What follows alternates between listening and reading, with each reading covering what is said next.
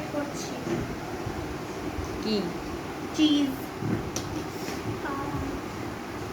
তো গ্রেট করা হয়ে গেছে চিজ। এর উপর দিয়ে আরো একটু আমি সস দিয়ে দেবো। লেমন কেমন লাগবে খেতে? সস চিজের উপর অল্প দিচ্ছি, বেশি না, কারণ সসও নেই এখন। তো তারপর আমি এগুলো দেবো, মানে অরিগানো চিলি ফ্লেক্স ভালো করে টাইট করে নেব, মাস্টার শেফের মতো।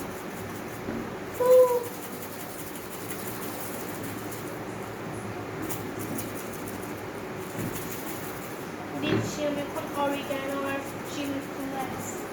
অরিগ্যামি ও তো অরিগানো চিলি ফ্লেক্স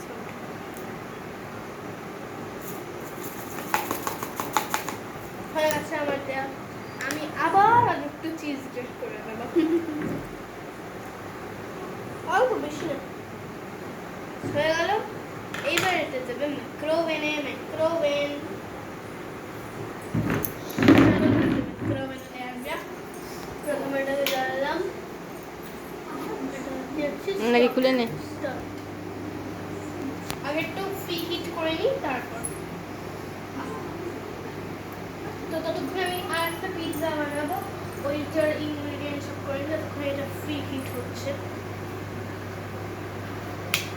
তো তোমরা দেখতে থাকো।